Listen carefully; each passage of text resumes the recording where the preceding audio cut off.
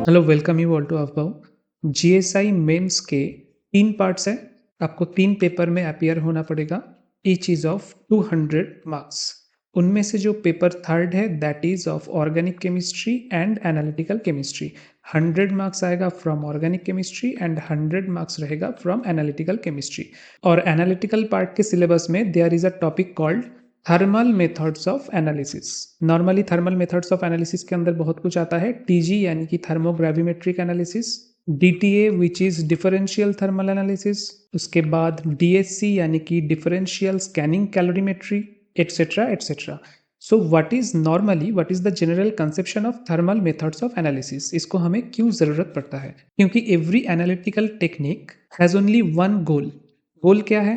To find the nature और characteristics property of a substance. अब वो सब्सटेंस ऑर्गेनिक भी हो सकता है, इनऑर्गेनिक भी हो सकता है, इम्प्योर भी हो सकता है, प्योर भी हो सकता है। स्पेसिफिकली थर्मल मेथड्स का काम क्या है? यहाँ पे हम हीट अप्लाई करते हैं कोई एक सब्सटेंस के ऊपर and after applying that heat अगर वो सब्सटेंस दूसरे फेज में चेंज होता है, this is like substance in phase 1, this is substance in phase 2। उसके बाद और अगर हीट हम देंगे तो वो सब्सटेंस फेज 3 में चेंज हो जाएगा। इस तरीके से हम इसका फेज स्टडी कर सकते हैं। थर्मल मेथड्स में हम कोई भी सब्सटेंस का फेज स्टडी कर सकते हैं and that is the advantage of this technique.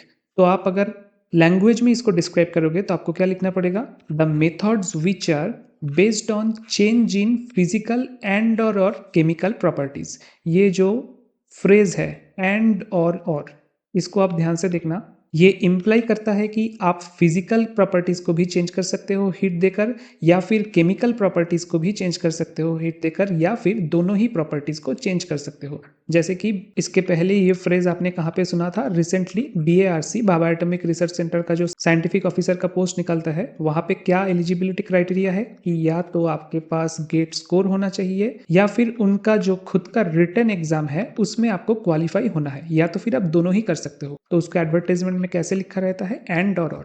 This is the meaning of this phrase. तो फिजिकल एंड और chemical properties of a substance under study, जिस सब्सटेंस का आप स्टडी कर रहे हो उसका change on heating, upon heating under controlled atmosphere, इसी को बोला जाता है थर्मल मेथड्स ऑफ एनालिसिस। ये जो फ्रेज है कंट्रोल्ड एटमोस्फियर, इसके बारे में हम बाद में बात करेंगे, लेकिन डेफिनेशन में आप हमेशा इसको रखना, चाहे टीजीए का डेफिनेशन हो चाहे on the whole thermal methods का कोई डेफिनेशन हो। एग्जाम्पल क्या होगा?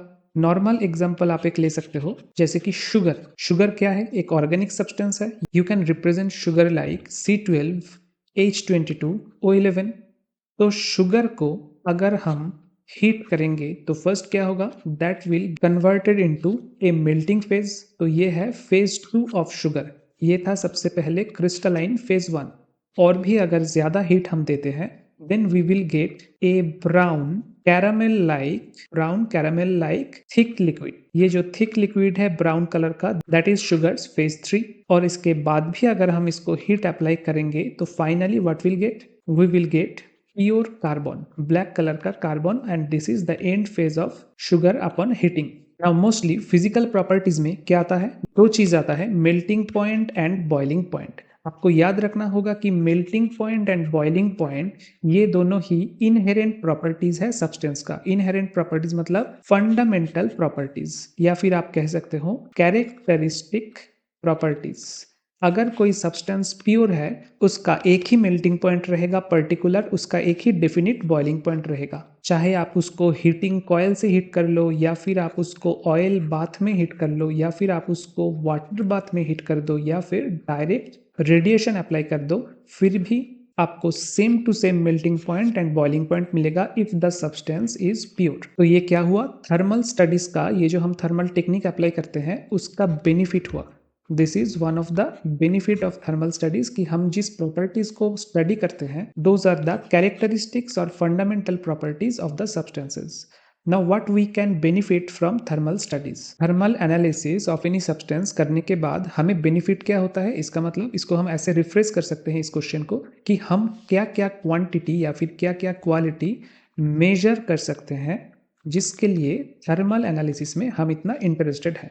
क्या होगा वो क्वांटिटीज या qualities? One is thermal decomposition of solids as well as liquids. Melting point होना अलग बात है और थर्मली डिकम्पोज हो जाना ये कंप्लीटली अलग सिनेरियो है।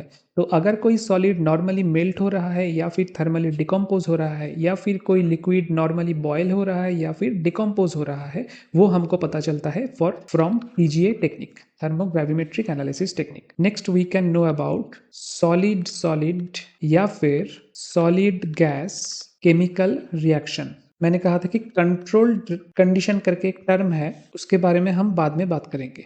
वो कंट्रोल्ड कंडीशन क्या है, यहाँ पे मैं थोड़ा सा बात करता हूँ।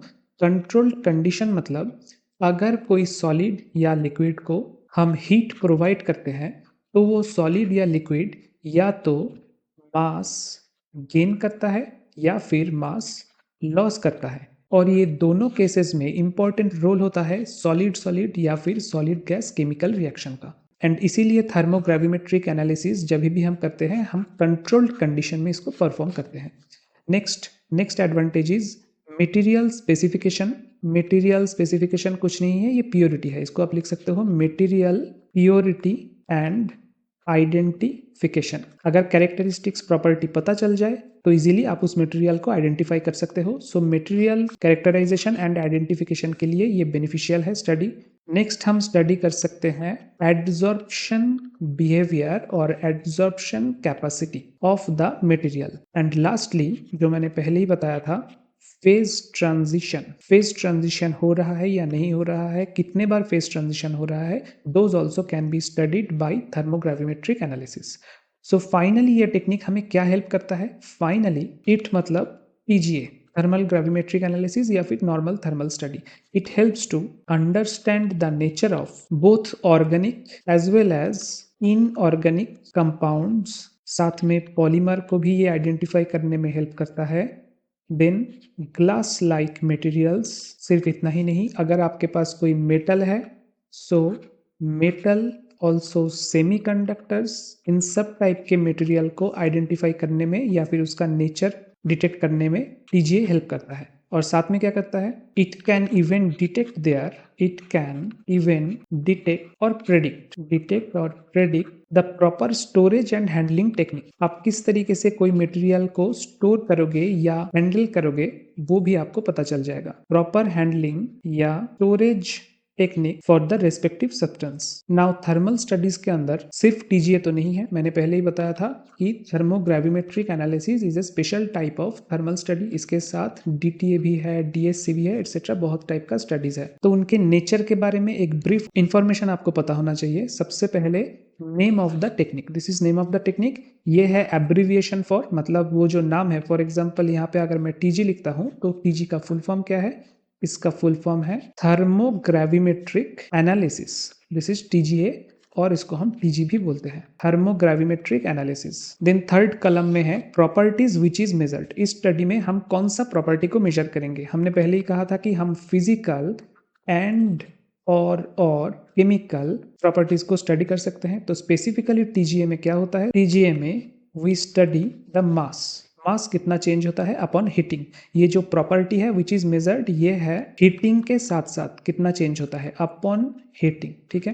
एंड फोर्थ कलम में है यूज केसेस, मतलब आउटपुट इंफॉर्मेशन हमको क्या मिलता है, आउटपुट इन्फो क्या होगा। फॉर एग्जाम्पल TGA स्टडी में हमको डिकम्पोजिशन का पता चलता है कि डिकम्पोजिशन कितने में हो रहा है, कितने टेम्परेचर में, और ऑक्सीडेशन स्टेट का पता चलता है कि ऑक्सीडेशन हो रहा है या फिर ऑक्सीडेशन स्टेट क्या है। So these are the output information we get from TGA। Second study क्या है, that is DEA which is the abbreviation for differential thermal analysis.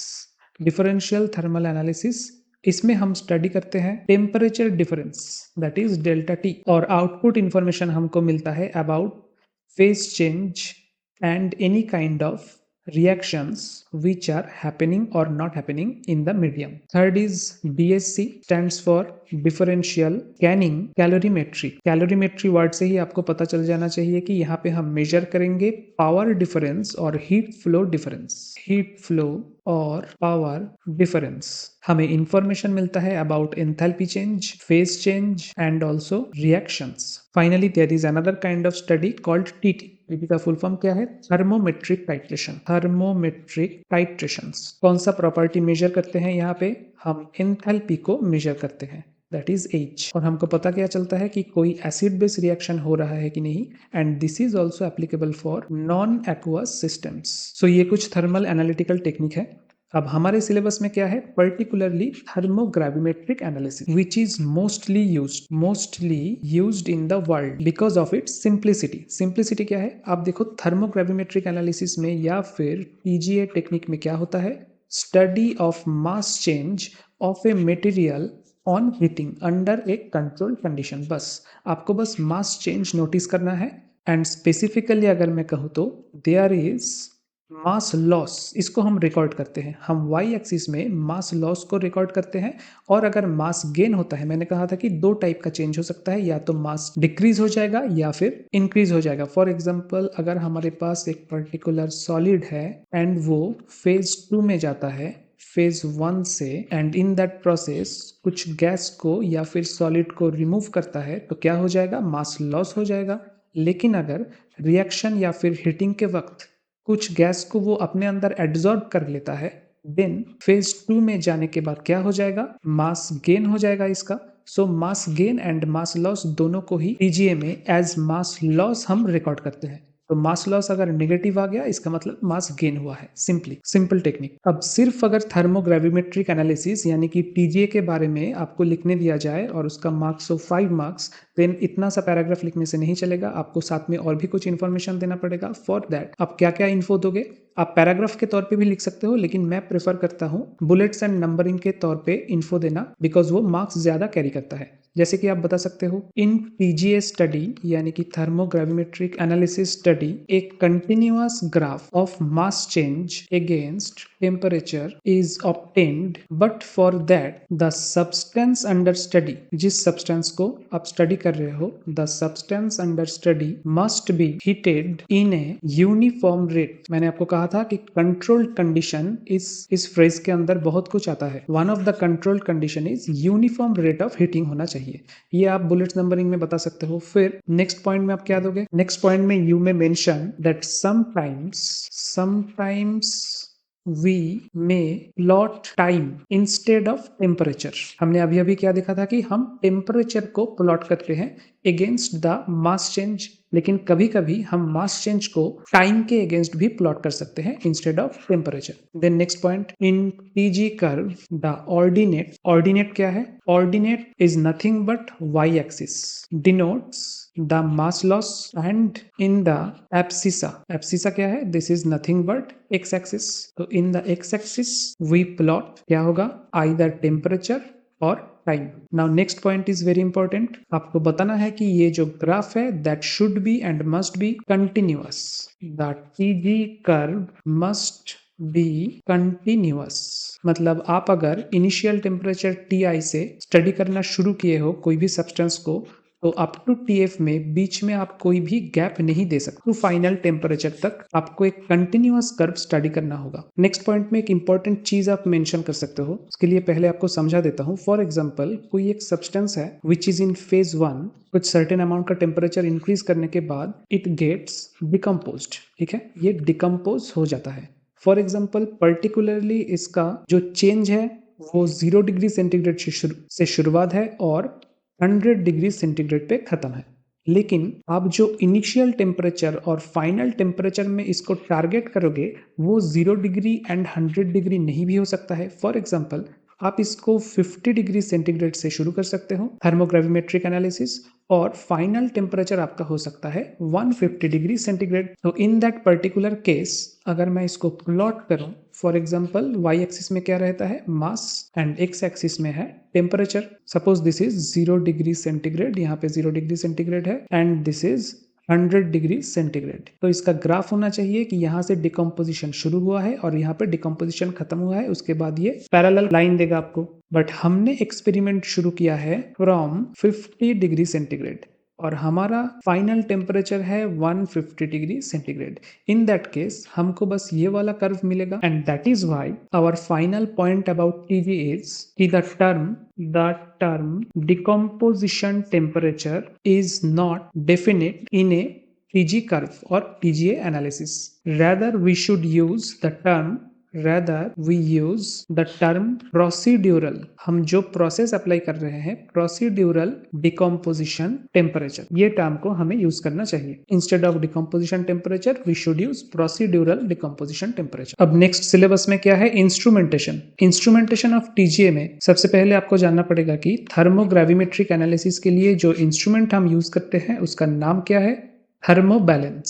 Simple सा नाम है थर्मोबैलेंस। अब कोई भी इंस्ट्रूमेंट हो उसका दो टाइप का डायग्राम हम ड्रॉ कर सकते हैं। One is called block diagram and another is called schematic diagram. Block diagram कैसे आता है, the instrument consists of several very basic components. और वो वेरी बेसिक कंपोनेंट्स कौन कौन सा है, फर्स्ट इज बैलेंस, क्योंकि टीजीए में हम क्या मेजर करते हैं, mainly change of mass change को मेजर करते हैं। So balance is very much important, first component. Second is a heating device and naturally for heating device हम क्या यूज करेंगे, furnace.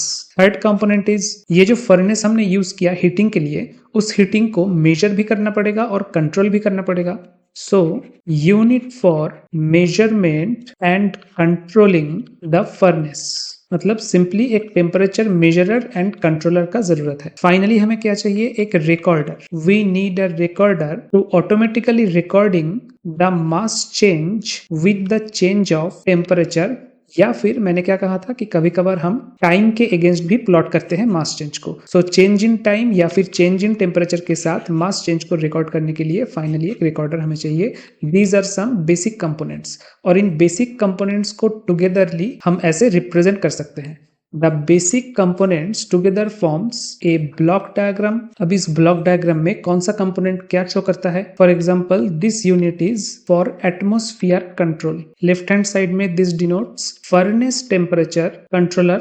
this is a recorder, this is a recording balance। only balance का mass जो record करता है, और वो record करने के बाद कहाँ पे जाएगा, बैलेंस कंट्रोल के पास, बैलेंस कंट्रोल यूनिट। और यहाँ पे एक कनेक्शन होगा रिकॉर्डर के साथ बैलेंस कंट्रोल यूनिट का। बीच का ये पोर्शन क्या है, दिस इज सैंपल होल्डर, जहाँ पे सैंपल को आप रखोगे और हीट ट्रीटमेंट करोगे, सैंपल होल्डर। उसके बाहर दिस इज हीटिंग यूनिट यानी कि फर्नेस, एंड दिस इज, ये जो ब्लैक पार्ट से मैंने डिनोट किया है, दिस इज सेंसर। सेंसर का बहुत ही इंपॉर्टेंट रोल है टेम्परेचर कंट्रोल करने के लिए एंड यूनिफॉर्मली हीटिंग के लिए। So this is nothing but a block diagram of thermobalance. अब क्वेश्चन में अगर आपको इंस्ट्रूमेंटेशन के बारे में पूछा जाए तो वो मिनिमम 5 मार्क्स का होगा, उससे ज्यादा भी हो सकता है। सो उसके लिए सिर्फ ब्लॉक डायग्राम ड्रॉ करना विल नॉट बी सफिशियंट, आपको हर एक कंपोनेंट का थोड़ा बहुत डिस्क्रिप्शन देना पड़ेगा। फॉर एग्जाम्पल फर्स्ट कंपोनेंट क्या है, दैट इज बैलेंस। कोई भी अगर ऑटोमेटिक रिकॉर्डिंग बैलेंस है तो उसका कुछ बेसिक क्वालिटीज होता है। फॉर एग्जाम्पल फर्स्ट क्वालिटी क्या होना चाहिए, एक्यूरेसी, एक्यूरेटली वे करना चाहिए मास चेंज को। सेकेंड क्या क्वालिटी होना चाहिए, sensitivity. Third is reproducibility and fourth is capacity. Reproducibility क्या है, अगर पहली बार कोई एक सब्सटेंस के मास को बैलेंस रीड करता है 5 ग्राम, देन सेकेंड टाइम उसी सब्सटेंस के उसी मास को उसको रीड करना चाहिए आसपास, यानी कि 5.01 या फिर 4.99। जितने बार आप मेजर करते जाओगे उतने बार ही 5 ग्राम के आसपास ही रिजल्ट आना चाहिए। That is called good reproducibility. And capacity means उसका रेंज कितना है। बाय द वे आप एक बार देखिएगा, रिप्रोड्यूसिबिलिटी फिर उसके साथ आता है प्रिसीशन, फिर एक्यूरेसी। इन सब चीजों के ऊपर मैंने ऑलरेडी लेक्चर बनाया है, आपको प्लेलिस्ट में मिल जाएगा। Now recording balance are of 2 types, 2 type का होता है। One is called null type balance, NULL, null type balance, and another is called deflection type balance. First we will talk about null type balance. यहाँ पे भी आप कैसे करोगे, bullets and numbering से आप रिप्रेजेंट करोगे हर एक पॉइंट को, ना कि एक पैराग्राफ। नल टाइप बैलेंस में आप ये छोटा सा पॉइंट से शुरुआत कर सकते हो कि more widely acceptable and used. अगर टीजीए इंस्ट्रूमेंट में on the whole world wide कोई एक बैलेंस यूज होता है, that is null type balance definitely. Second point is it incorporates, मतलब it involves a sensing element which detects a deviation of the balance beam from its null position. TGA में क्या होता है, कोई एक sample अगर फेज 1 में है, टेम्परेचर देने के बाद वो फेज 2 में जाता है, there is a difference in mass. अगर डिफरेंस इन मास होगा तो जो बैलेंस बीम है वो अपने पोजीशन से डिविएट करेगा। कौन से पोजीशन से डिविएट करेगा, नल पोजीशन से। नल मतलब नथिंग बट 0, यानी कि इनिशियली जिस पोजीशन में था। तो नल पोजीशन से अगर डेविएट करेगा तो हमें एक सेंसिंग एलिमेंट चाहिए उस डेविएशन को सेंस करने के लिए, and after that as a result क्या होगा, वो सेंसर ट्रिगर करेगा एक रिस्टोरिंग फोर्स को, ताकि वो बैलेंस वापस अपना नल पोजीशन या फिर ओरिजिनल पोजीशन में आ जाए। So this is the mechanism of null balance. Third point आप क्या दे सकते हो नल टाइप बैलेंस के लिए, यहाँ पे जो रेस्टोरिंग फोर्स का मैंने जिक्र किया that is directly proportional to the change in mass. Now दूसरा टाइप ऑफ बैलेंस के बारे में हम बात करेंगे which is deflection type of balance. यहाँ पे भी फर्स्ट बुलेट्स एंड नंबरिंग में आप ये बोल सकते हो, it involves deflection of the balance beam which is converted to mass change curve. यहाँ पे भी डिफ्लेक्शन होगा, लेकिन वो डिफ्लेक्शन एक मास चेंज कर्व में कन्वर्ट हो जाएगा। Now that mass change curve can be identified by 3 techniques. First technique क्या है, फोटोग्राफिक रिकॉर्डिंग हो सकता है। Second technique is electrical signal से हम रिकॉर्ड कर सकते हैं उस डेविएशन को। And third technique is using an electromechanical device. This is about deflection type of balance. अब 2 टाइप ऑफ बैलेंस हो गया, बाकी बैलेंस के बारे में और एक पॉइंट हम बोल सकते हैं कि जितने भी टाइप ऑफ बैलेंस यूज होता है थर्मो बैलेंस में, जो कि टीजी इंस्ट्रूमेंट है, उसका जनरली एक रेंज होता है। That range is from 0.0001 mg, ये ग्राम नहीं है mg है, टू 1 ग्राम। ये होता है उसका weighing range. Minimum amount of mass से कितने maximum amount of mass change को वो मेजर कर सकता है। This is the range for that measurement. Now next component balance हो गया। अब हम देखेंगे फर्नेस। फर्नेस को भी आप ऐसे बुलेट्स नंबरिंग करके लिख सकते हो।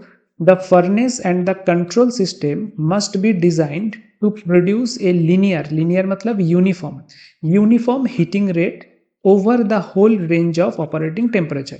सपोज कोई टीजी इंस्ट्रूमेंट को आप 1 डिग्री से 1000 डिग्री तक ऑपरेट करना चाहते हो, लेकिन ऐसा नहीं है कि फर्स्ट मिनट में 1 डिग्री से वो 5 डिग्री हो जाए, फिर 5 डिग्री से 6 डिग्री सेंटीग्रेड होने में उसको और 5 मिनट लग जाए। ऐसे नहीं, आपको एक यूनिफॉर्म हीटिंग रेट देना पड़ेगा with time, and that is a good quality of furnace. Furnace का ये क्वालिटी होना चाहिए। नेक्स्ट पॉइंट, फर्नेस के बारे में आप ये बता सकते हो, provisions must be made to maintain a fixed temperature whenever necessary.